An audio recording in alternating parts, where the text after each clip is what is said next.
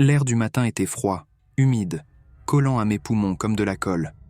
C'était l'année 1997, une année qui, jusqu'alors, ne semblait pas différente des autres. Mais là, sur ce sentier oublié dans les profondeurs de la forêt nationale de Tahoe, quelque chose a changé, pour toujours. Je m'appelle Raymond Kohlberg, et c'est l'histoire qui me hante encore aujourd'hui. J'étais un homme de routine, travail, dîner, lecture, lit.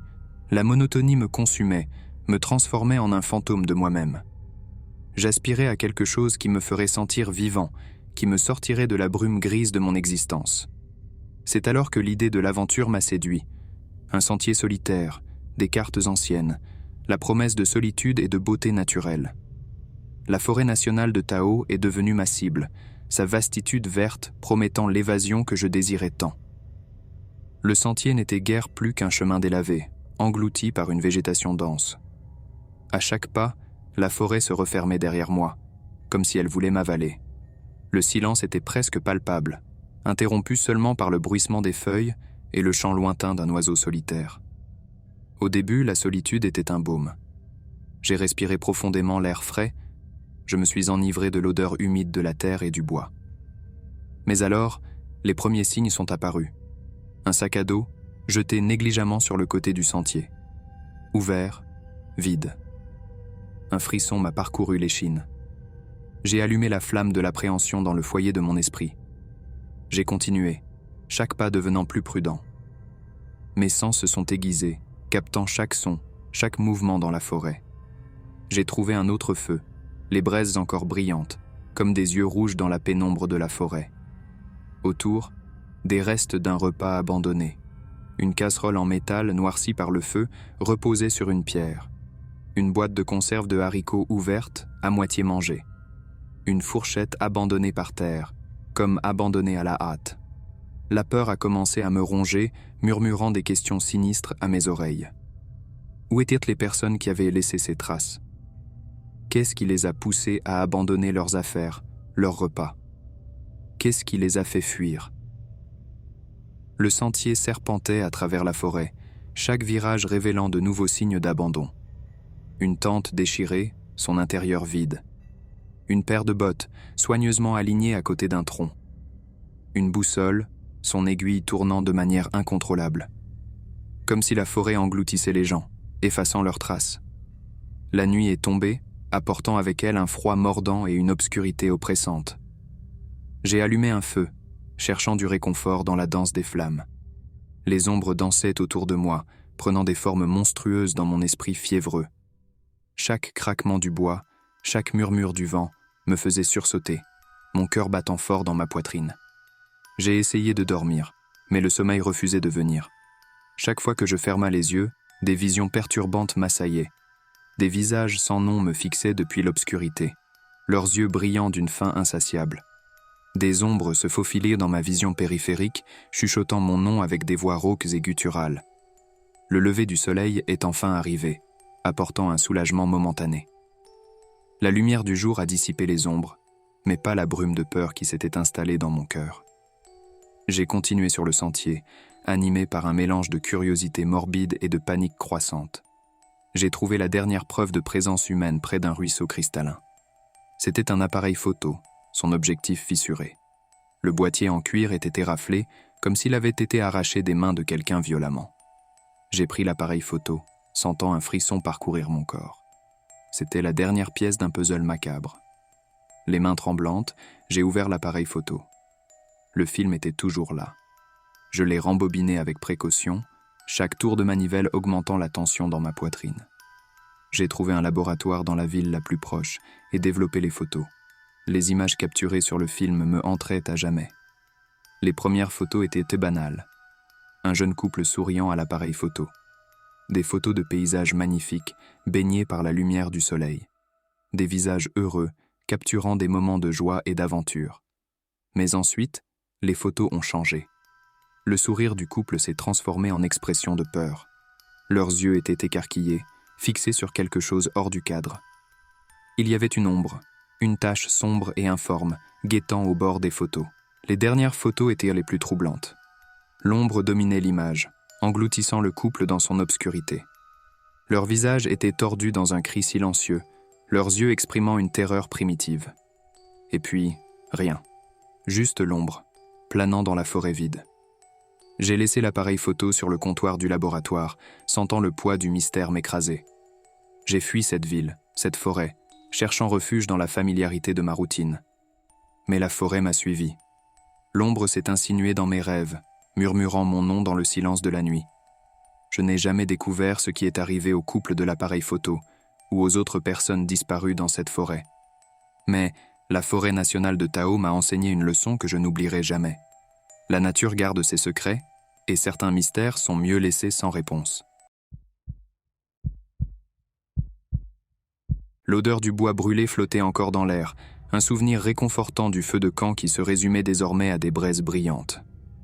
Au-dessus de moi, la Voie lactée s'étendait dans toute sa splendeur, un océan infini d'étoiles parsemant la profonde obscurité.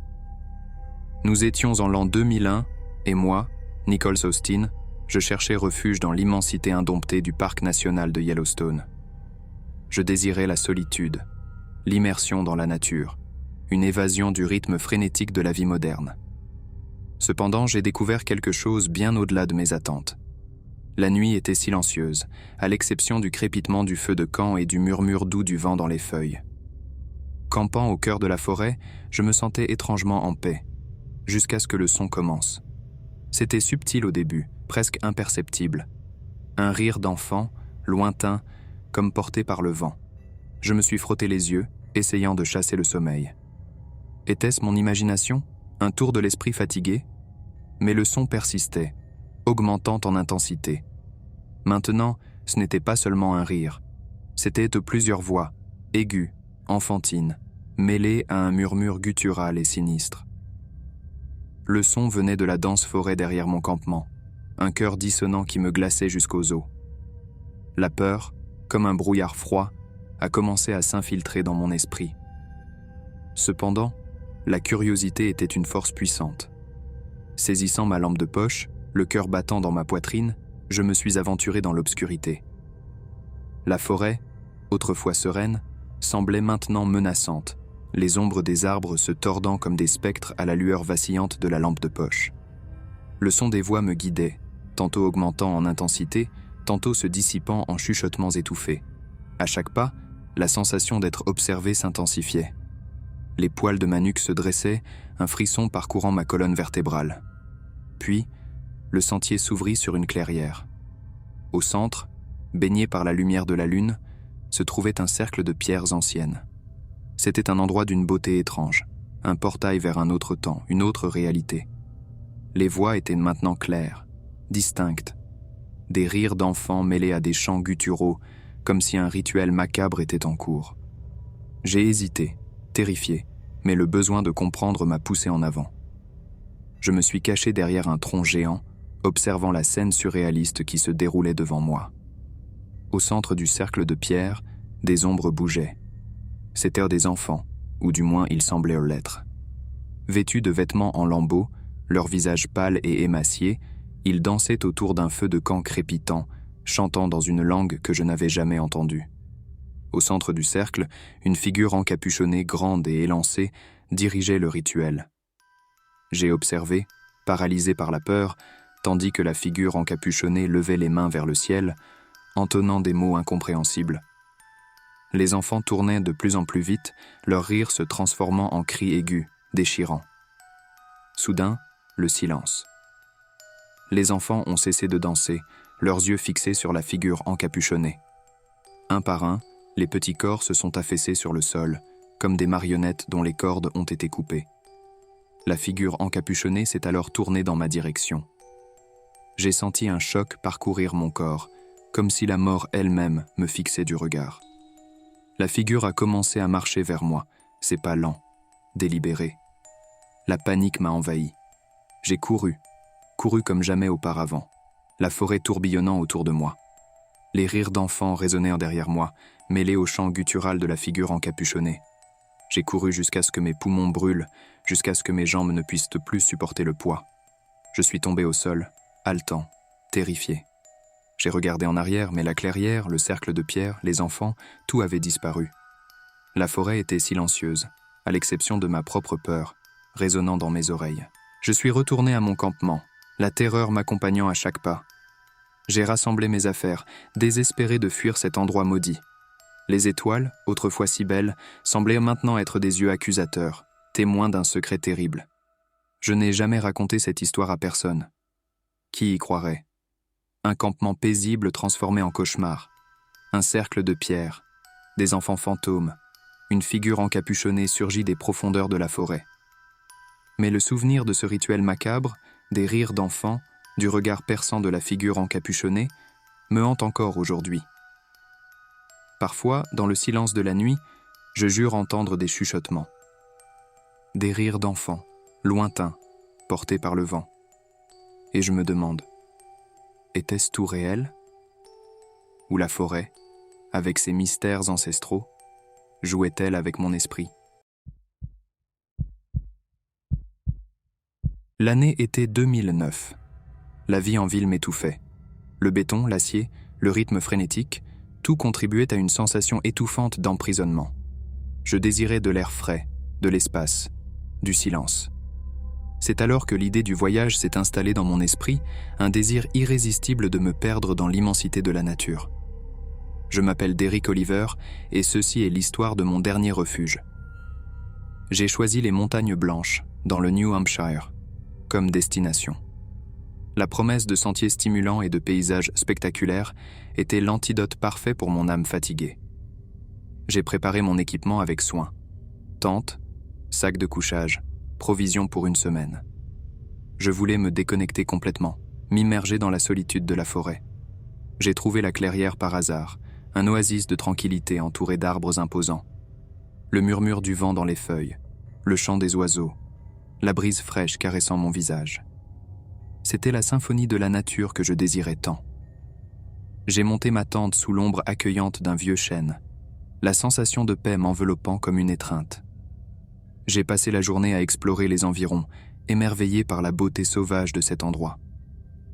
Au crépuscule, j'ai allumé un feu de camp. Les flammes dansaient, projetant des ombres tremblantes sur les arbres environnants, créant des formes fantomatiques qui dansaient au rythme du vent. Au début, c'était juste un spectacle fascinant. Mais, progressivement, la beauté a cédé la place à l'appréhension. Les ombres semblaient bouger avec une intention propre, les branches se tordaient comme des doigts squelettiques, et le vent murmurait des mots incompréhensibles à mon oreille. La sensation d'être observé s'intensifiait. Un frisson parcourait ma colonne vertébrale. J'ai essayé de me convaincre que c'était juste la fatigue, mon esprit me jouant des tours, mais la sensation de menace devenait de plus en plus palpable. La nuit s'approfondissait, et avec elle, la peur. La forêt, autrefois accueillante, se transformait en un labyrinthe d'ombres menaçantes. Chaque craquement de branches, chaque bruissement de feuilles me faisait sursauter, mon cœur battant fort dans ma poitrine. J'ai essayé de dormir, en me blottissant dans mon sac de couchage, mais le sommeil refusait de venir. La sensation de yeux qui m'observaient, d'une présence invisible autour de moi, était étouffante. Le vent murmurait à mon oreille, une voix gutturale semblant venir des profondeurs de la terre, racontant des secrets ancestraux, des histoires de souffrance et de ténèbres. Soudain, un bruit. Un bruit sourd, comme si quelque chose de lourd était tombé sur le toit de ma tente. Je me suis levé d'un bond, la lampe de poche tremblant dans mes mains. La lumière vacillante ne révélait que l'obscurité impitoyable de la forêt, mais la sensation de terreur s'intensifiait. Quelque chose était dehors, à l'affût, attendant. Les heures suivantes sont devenues un cauchemar. À chaque instant, la sensation que quelque chose s'approchait, m'entourait, m'observait. La peur me consumait, m'emprisonnant dans une toile de panique. Les ombres dansaient, les voix murmuraient, et la forêt se refermait autour de moi, m'étouffant. Dans un moment de désespoir, j'ai décidé de fuir. J'ai attrapé mon sac à dos, la lampe de poche, et j'ai couru vers l'obscurité.